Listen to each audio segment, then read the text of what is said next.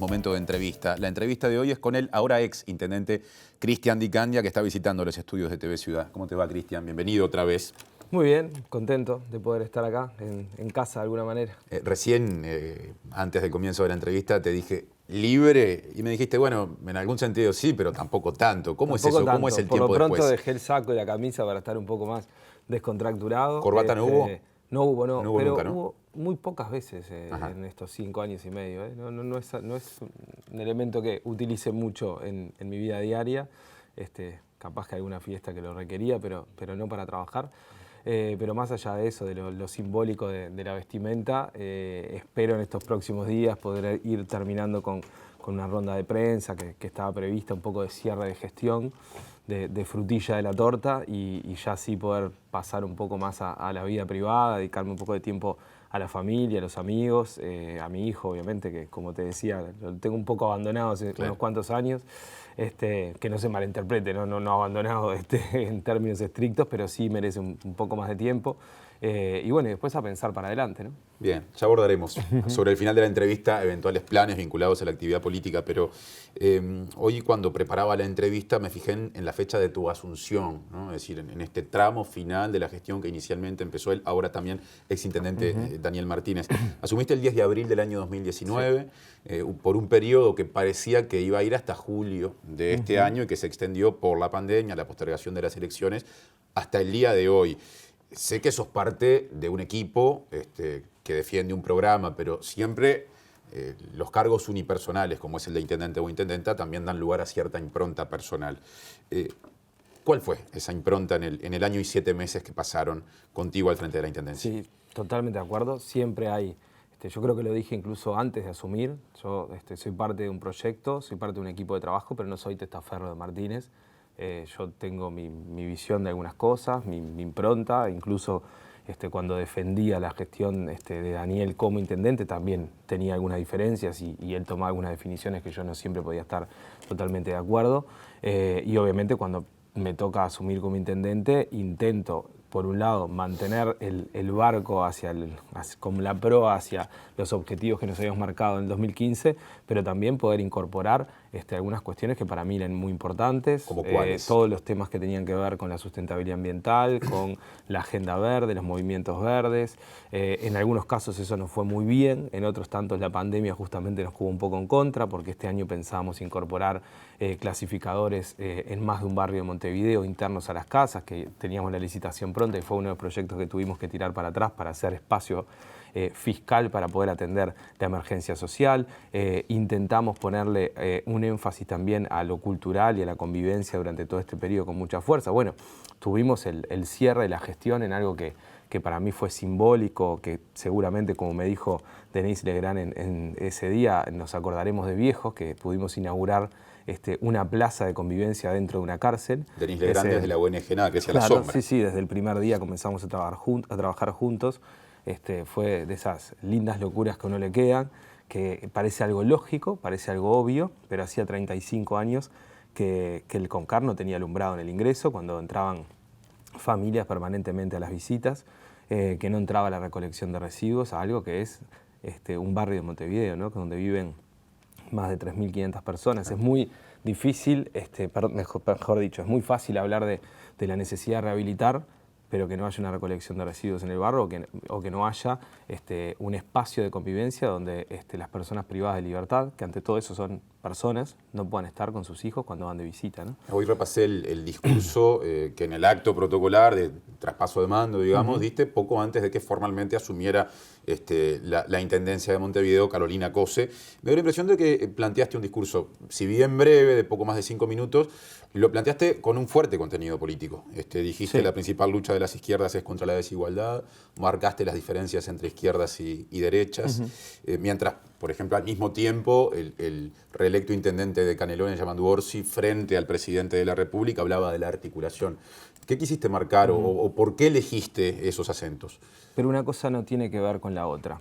Yo he tenido una excelente relación, por ejemplo, con el ministro de Salud Pública, Daniel Salinas, durante todo este tiempo, que todos sabemos que es integrante de Cabildo Abierto y que seguramente esté en las antípodas de mi pensamiento en muchísimos temas. Una cosa es articular, una cosa es encontrar algunas políticas de Estado, y otra muy diferente es tener bien claro para quién gobierna uno cuando le toca ejercer los cargos de gobierno.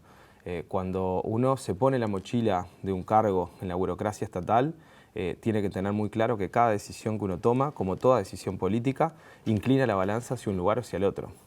Y es muy claro cuando uno está sentado allí. Yo lo veía en cada una de las firmas. ¿Qué implica esta firma? Esta firma implica que van a acceder a determinados derechos, a determinados privilegios, determinados colectivos o no, que los tenían o no los tenían, merecen tenerlos ahora porque antes no lo tenían, o estoy legitimando de repente privilegios que ya existían. Y eso pasa permanentemente, y si uno no lo tiene muy claro a la hora de ejercer el cargo, a veces la línea es muy delgada. Entonces me parecía importante remarcar desde dónde uno gobernó y desde dónde uno siente que el gobierno de la izquierda tiene que estar. Como el discurso iba a ser cortito, me parecía mucho más importante, así como el 10 de abril del 2019 elegí hacer un repaso de lo que habíamos hecho hasta ese momento y de lo que nos quedaba hacer por delante, de los desafíos y los objetivos que nos quedaban. En este momento entendía que el cierre tenía que ser político, es decir, bueno, ¿para quién gobernamos y para dónde tenemos que seguir gobernando? En su discurso, Cose, después de la asunción formal, habló de la puesta en práctica bastante rápida de una propuesta que se conocía desde la campaña, el plan de atención a la emergencia ABC, que está vinculado también a este tiempo de pandemia, que plantea apoyo básico a la ciudadanía, que incluye la iniciativa Abre Montevideo, que está asociada a intervenciones en barrios. Por ejemplo, anunció una para el 7 de diciembre en Marconi. Recuerdo en otros momentos a Martínez, en tiempos en los que era intendente, hablando de sorpresas que se llevaban a encontrarse, por ejemplo, con calles que habían sido anuladas en zonas a las que los servicios no llegan. ¿Haces autocrítica por lo que el Frente Amplio no consiguió en esos territorios más vulnerables en estos 30 años? Yo creo que las ciudades, también creo que lo comenté hoy en el discurso, aunque no lo tenía escrito, pero surgió, nunca son proyectos acabados. Uno nunca dice, la ciudad quedó acá y terminó como si estuviera jugando un videojuego. Permanentemente existe un desafío nuevo. Y lógicamente que en los territorios más complejos, que tienen mayor nivel de vulnerabilidad y que tienen desafíos más importantes desde el punto de vista urbano, sobre todo porque uno no puede ir a un asentamiento y decir, bueno, de acá se tienen que ir y van a ir a vivir a la otra parte de la ciudad. En general y normalmente son barrios donde las personas tienen un nivel de identidad con el lugar muy importante, más allá de las condiciones de vida que tienen, y tiene que generar procesos complejos de organización, de generación de colectivo, y además articulación entre el nivel nacional y el nivel departamental, que a veces es fácil y a veces no es tanto, para poder generar salidas de formalización y de organización del propio barrio. Y allí siempre los desafíos son inmensos. Lo que uno encuentra, lo ha dicho Martínez, lo ha dicho incluso Carolina en estos últimos días, los desafíos son difíciles y pueden encontrar este tipo de situaciones.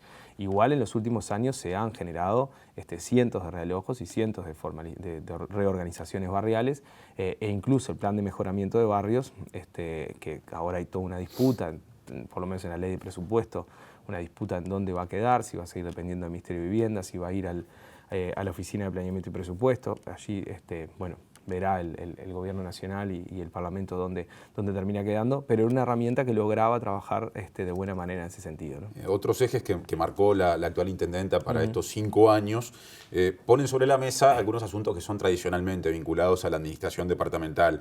Por ejemplo, la movilidad, por ejemplo, la limpieza. Para empezar por uno de esos dos, ¿con qué sensación te vas cuando la gente pasa el tiempo, o por lo menos sectores no menores en cantidad, me parece, de la población, siguen teniendo una visión muy crítica del transporte público? Sí, creo que lamentablemente este último año fue una patada rastrera al tema del transporte. Nosotros veníamos teniendo muy claro que estábamos en un momento de crisis estructural complejo, pero que a la vez se venían generando transformaciones importantes en el transporte que tiene que ver con el recambio de la matriz energética. Solo en el correr de 2020 entraron más de 300 ómnibus o eléctricos totalmente, o con Euro 5, o híbridos, o con otro tipo de tecnología, que lo hacen ambientalmente sustentables, que tienen cargador con USB, que tienen aire acondicionado, que tienen piso bajo para el ingreso, con todo lo que eso implica. Se generaron nuevas líneas a barrios donde antes no llegaban los ómnibus. todo lo que fue la implementación del STM, los boletos de 1 hora, los boletos de 2 horas, todo ese tipo de herramientas han mejorado muchísimo el transporte. Por primera vez en los últimos 3 años la venta del boleto venía aumentando, pero obviamente de marzo acá esto ha sido día a día cada vez más complejo. En los últimos meses mejoró la venta del boleto, pero igual nunca llegamos al 70% aproximadamente de lo que era la venta de los boletos en el mes de marzo. Eso generó una crisis mayor aún en términos financieros y en términos económicos en el mediano y largo plazo. Ustedes recordarán que en plena pandemia estuvimos discutiendo con el Ministerio de Transporte y Obras Públicas y con el Gobierno Nacional de qué manera enfrentábamos esta crisis en términos de liquidez del sistema. De hecho, la Intendencia envió a la Junta Departamental un pedido de endeudamiento por unos 300 millones de pesos y unos 600 millones los puso el Gobierno Nacional, el Ministerio de Transporte, más o menos equiparado al porcentaje de subsidio que se da al boleto, esos eran los porcentajes, pero era para salir de la necesidad de este año. A partir del 2021 el sistema sigue en la misma crisis. Bueno, pensando en el futuro y sobre el tramo final de la entrevista, hay quienes dicen es muy ingenuo pensar en grandes cambios cuando hay un actor tan pesado como Kutxa en el mercado, que pesa arriba del 60%, cerca del 70%. ¿Qué visión tenés con respecto a esa peculiaridad del sistema de transporte de Montevideo que no la tiene el de otras ciudades grandes de la región, por ejemplo, que tiene mucho más repartido el mercado? Sí, yo creo, lógicamente, que no tengo interés ninguno en marcar la cancha, mucho menos que hay un gobierno que comienza sus funciones en el día de hoy. Pero seguro que en este año también, 7 meses con Salgado y antes intercambiaste mucho. Y también soy consciente que este año, tanto en materia de transporte como en materia de limpieza, que son áreas muy complejas de modificar, se necesitan inversiones inmensas en términos millonarios y que lógicamente estos 5 años las prioridades van a tener que estar puestas en otros rubros, seguramente, no lo sé, pero seguramente sea así. Pero creo que en tema de transporte hay que pensar fuera de la caja y cambiar la matriz, sobre todo de financiamiento del sistema. Yo soy de los que cree que debería ir a un régimen de financiamiento a través de un impuesto nacional donde el subsidio sea mucho mayor de lo que es hoy. En la mayoría de las ciudades del mundo el subsidio del sistema de transporte supera el 60-70% del sistema y hoy en día en Montevideo nos llegamos al 35-40%, ¿no? O sea, vos te animás a decir, a proponer crear un nuevo impuesto a futuro, estudiarlo por lo menos. O por lo menos estudiar si de repente un porcentaje, un 0,5, un 1% del IVA, no sé, habría que ver por dónde ir, pero que eso vaya destinado enteramente a un sistema de transporte público. Otro tema importante que terminó de laudarse en este periodo especial de transición, cuando ya estaba electa COSE, pero seguías en funciones, es el de la Unidad Agroalimentaria Metropolitana. Se llegó a un acuerdo entre el Frente Amplio como fuerza opositora a nivel nacional y la Coalición Nacional de Gobierno con la Intendencia de Montevideo y el Poder Ejecutivo, siguiendo con atención el proceso y jugando también sus cartas. Hay quienes dicen, ¿qué gana la Intendencia con este acuerdo? ¿Qué gana? Si es que gana. Yo creo que lo que demostró el acuerdo, de alguna manera, es que siempre hubo voluntad de diálogo de parte del Frente Amplio, de que podría haber existido una forma mucho más republicana y democrática de manejar el tema en un sistema de partidos y en un sistema político que tiene un nivel de madurez altísimo y un nivel de diálogo interpartidario que siempre ha sido valorado incluso internacionalmente. No era necesario enviar artículos en el presupuesto sin que la Intendencia estuviera al tanto, ni siquiera una llamada. A mí el propio ministro en algún momento me llegó a pedir disculpas por no haber pegado ni siquiera un correo electrónico. Carlos María Uriarte, el ministro de Ganadería, exactamente, estando a una cuadra del Ministerio de la Intendencia, pero también el acuerdo demuestra de que la Intendencia perfectamente tenía todas las cartas para poder quedarse, como estábamos haciendo, con la gobernanza total de la Unidad Alimentaria de Montevideo. De hecho, estábamos ya tomando las definiciones necesarias desde el punto de vista jurídico y normativo para hacerlo así. No renovamos el comodato y empezábamos a generar los decretos y las resoluciones necesarias para renovar la comisión administradora del mercado modelo y que la gobernanza quedara dentro de Montevideo, como sucede en casi todas las ciudades del mundo. Los mercados alimentarios están bajo gobernanza del segundo y tercer nivel de gobierno en algunos casos. Yo creo que fue un intento de atropello que no tiene mucha lógica, innecesario.